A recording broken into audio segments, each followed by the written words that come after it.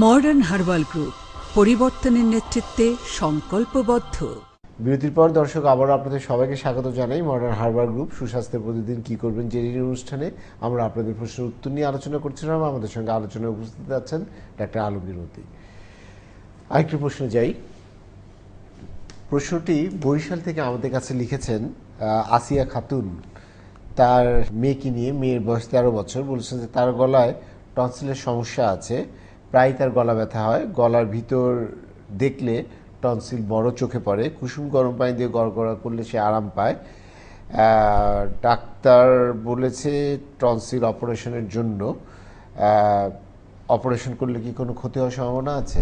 জি আলহামদুলিল্লাহ, ক্ষতি হওয়ার কোনো সম্ভাবনা নেই। আলহামদুলিল্লাহ আপনি করতে পারেন, তবে না করেও আপনি চেষ্টা করতে পারেন।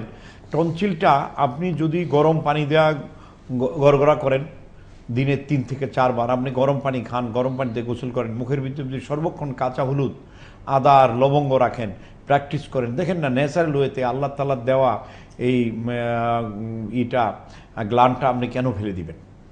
আল্লাহ তো এটা রোগ প্রতিরোধ ক্ষমতার জন্য দিচ্ছে। এটা ফেলে দিয়ে কিন্তু অনেকেই শান্তিতে নাই, তাদের সর্দি, কাশি, অ্যাজমা, শ্বাসকষ্ট, বিভিন্ন রোগ হচ্ছে। কারণ এখানের যে প্রতিরোধ ক্ষমতাটা, এখানের যে জীবাণুটা ধরার যে জিনিসটা, তাকে আপনি ফেলে দিলেন।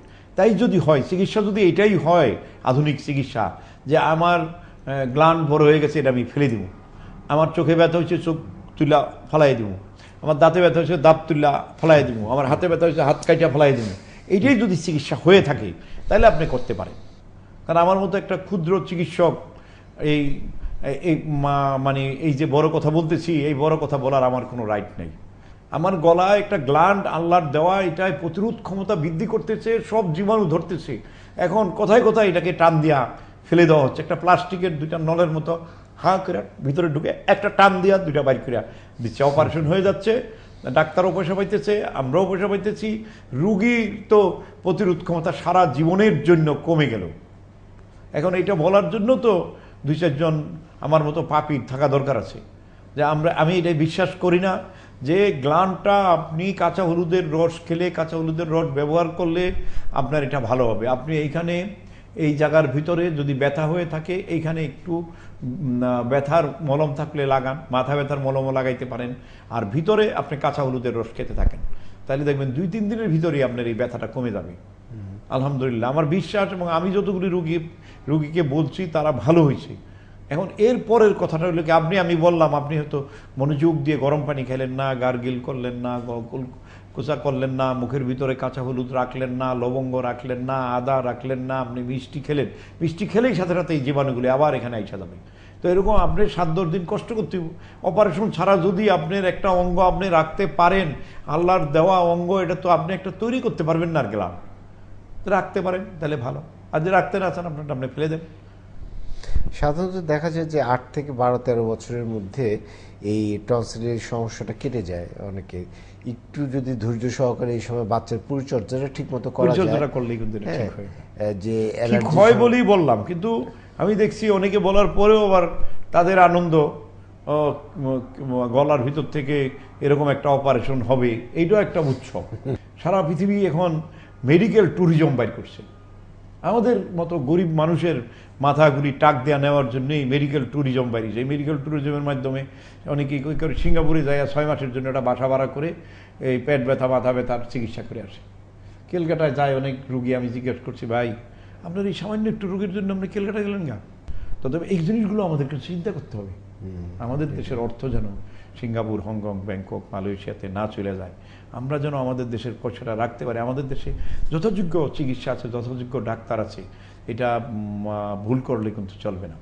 হ্যাঁ, এমন ব্যতিক্রম যদি কোনো রোগ হয়ে থাকে একদমই, যেটা আমাদের দেশের ডাক্তাররা চিকিৎসা করতে পারে না, সেরকম হলে গেলে পরে আমাদের কষ্ট পাওয়ার কিছু নেই।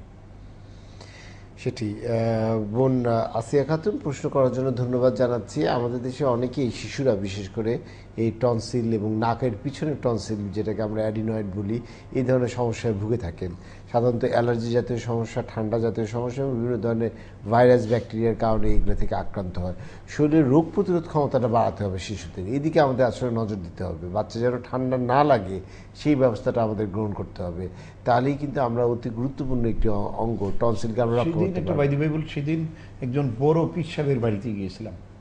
তো সেখানে শত লোক খেয়ে যাচ্ছে, তো আবার অনেকে আবার হাত ধুইতেছে। তা আমি হাত ধোয়ার জন্য এক জায়গায় গেলাম, দেখলাম যে ওইখানেই পাক হচ্ছে। তো যেই পাকের যে হেডমিস্ত্রি সাহেব, ওনার সাথে আমার কথা হইলো।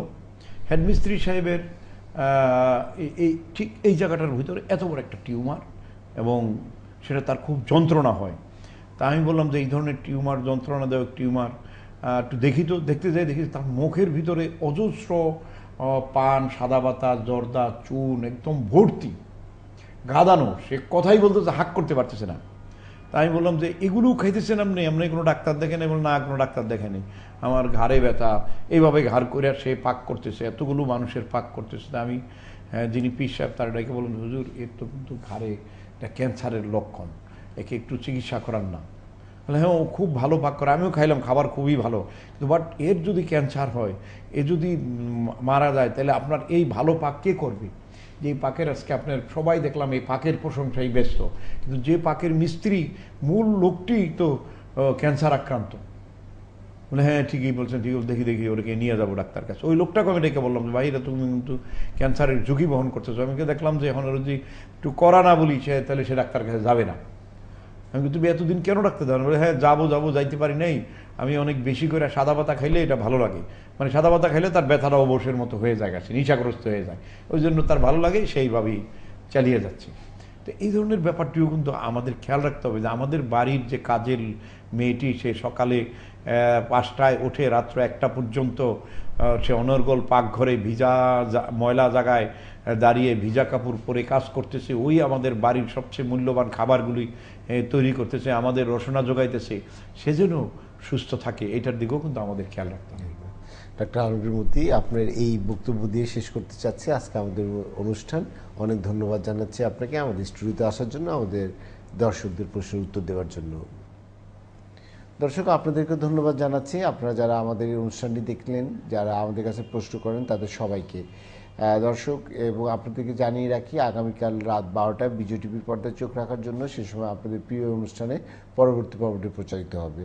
আর দর্শক, আমাদের কাছে লিখতে পারেন, আপনাদের কোনো প্রশ্ন, সমস্যা কিংবা জিজ্ঞাসার কথা আমাদেরকে জানাতে পারেন। লিখবেন এই ঠিকানায়, মডার্ন হারবার গ্রুপ, রাইন রাজ্জাক প্লাজা, 2 নম্বর শহীদ তাজউদ্দিন রোড, মগবাজার, ঢাকা 1207। দেখা হবে আগামীকাল। তার আগ পর্যন্ত সবাই ভালো থাকুন।